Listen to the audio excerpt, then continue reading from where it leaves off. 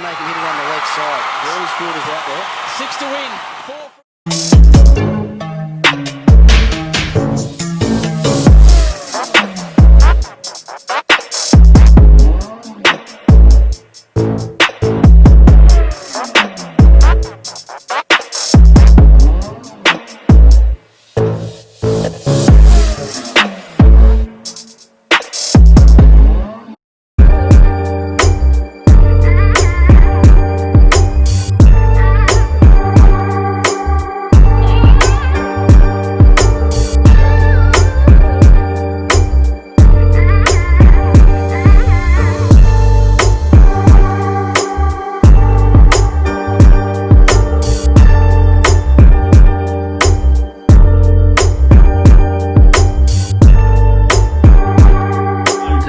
Thanks for your precious time today. It's a great honor for me and my viewers, especially few of my subscribers. They have been asking about you for a long time, so that I can call you and on my YouTube channel. First question I want to ask that most of my subscribers, they want to see you in the commentary box nowadays. Why you are not? Is there any particular reason, or you are busy? Or I was reading your profile that you were in Australia before and then you moved to London. So would you be able to tell us something about that? Well, I do commentary for radio because that's where people who are not former players still have a chance of doing commentary. If you can find anyone in the last 10 years who started doing TV commentary who's not a former player, you're doing very well. There's a handful of them, and usually they're already involved with a company beforehand. Occasionally I've had chats. Star were chatting to me at one stage, and it's been there and thereabouts. But basically, I'm not a former player, and I'm not that famous, and that's what they want. If they wanted better broadcasters, and that doesn't necessarily mean me either, but if they wanted better broadcasters, they wouldn't just be hiring the latest cricketer, would they? They'd be training up proper broadcasters to broadcast cricket. Sadly, that is not how commentary is done anymore. So I wanted to know that you are in London nowadays, based in London, yeah? Yeah, I've lived in London since 2008. So you have been doing commentary on the Vitality Blast or any tournaments recently, or just... The last commentary I did was England in South Africa. So I was in South Africa for that. Trying to think if I've done anything since then. I wanted to tell you something about myself. I basically teach in Cardiff. I've been in Cardiff for last 13 years. Cricket is my passion, and I started my YouTube channel 6-7 months ago. Basically, I covered a World Cup last year in England and Wales. I covered 12 or 13 matches, and I enjoyed a lot. Then I covered Vitality Blast 2019. Because of coronavirus pandemic, I couldn't do this year because most of the presenters, they were not allowed in the stadium, so that's why I couldn't do it. So otherwise I would have been doing all the matches in Cardiff. That's what I mostly do. 6-7 matches we always get in Cardiff, Vitality Blast. And then I started my YouTube channel. I've started doing previews on almost every single series since last December, and I think so I have done good enough on my channel. And so we will start now. Most of my followers, they already know you, but the few, those who don't know, I'm gonna tell them that you are a cricket writer and filmmaker, editor of Spin magazine, writer for Cricinfo, ESPN.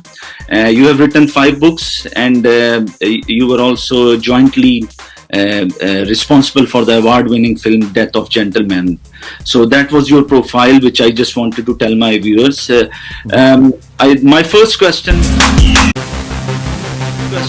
before I start is that how cricket has evolved, where you see cricket in next 10 years. We know the 10 league and then the 100 league, which was gonna be supposed to be scheduled in England and Wales this year, but because of this pandemic, that didn't happen, and that tournament was cancelled. Where you see, we see that in next 10 years, 2020 cricket is gonna change, or what you see? Well, things always change. It depends on what you're looking for, how big of a change. The current system is financially disastrous. It doesn't work. There are too many small leagues that don't make enough money, that can't afford to pay their players and coaches, and other people sometimes. There are too many big countries at the top who are not willing to come up with a system to support international cricket. And that's the three main countries, but also a lot of the other smaller countries who think they're doing what's best for them, but actually are probably playing themselves out of out of the game long term. So I think there'll be some sort of breaking point where we can't have a new tournament in Qatar and Canada and Hong Kong every couple of weeks. There will be a point at which there are going to have to be proper strong leagues, and there is going to have to be some form of governance, or the opposite is there'll be a bunch of rebel leagues that will take over cricket completely, which is also a possibility. The problem with the current structure is that most, cricketers, if you look at India, you're looking at BCCI has $8 billion a year. Is that $8 billion in revenue over the last few years. And the players aren't making $4 billion of that. So if you're a smart businessman, you would follow the NBA model or something. So there's a lot of different ideas like that have been around. Lalit Modi and ZTV were involved in one. Heard of other people being involved in others. So there's a big chance of a rebel league coming through. And then the other side of that is international cricket. We're going more and more towards international cricket not being bilateral and being organised. And if that was the case, that would help. But yeah, there's T20 cricket fundamentally doesn't work in the current format that it's in. But that's okay, because international cricket fundamentally hasn't worked for about 150 years, and we're still going with that. Yeah. My second question is why West Indies ruled between 1970s and 85, and what actually happened to them? We can see that in 2020 cricket they are still best, and on their day they can beat any team because they have got power hitters.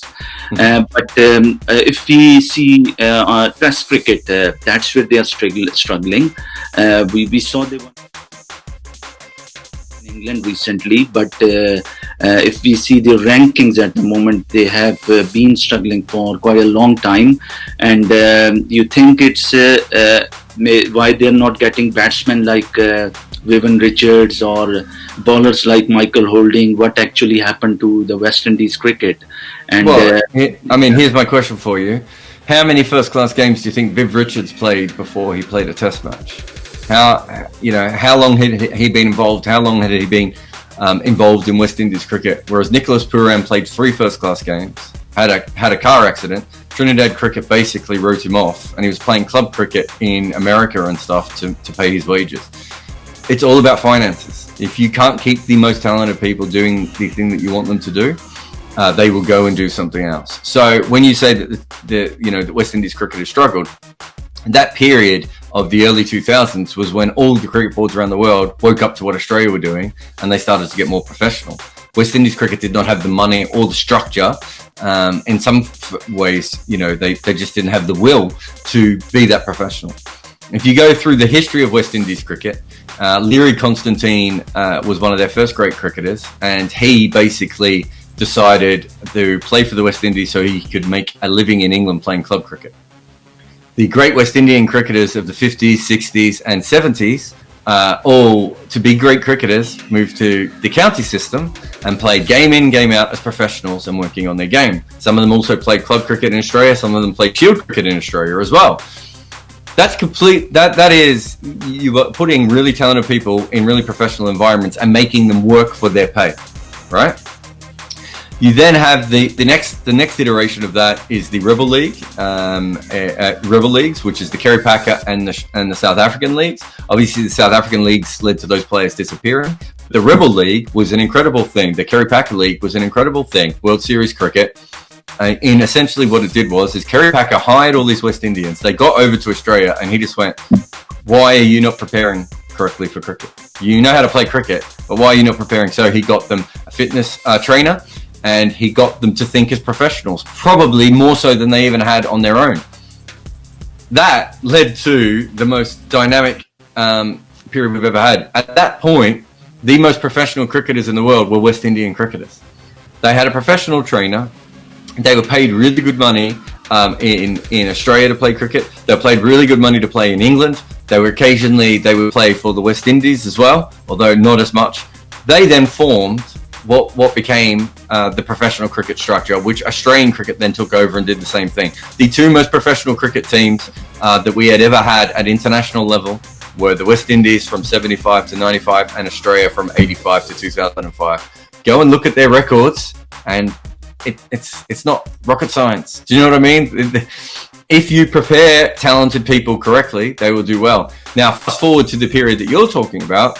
By 2000, the Sri Lankan cricketers are more organised, and the Pakistani cricketers are more organised, and New Zealand are working out what Australia have done, and people are building academies in England and India and South Africa. West Indians just got left behind. That's all that happened. And why?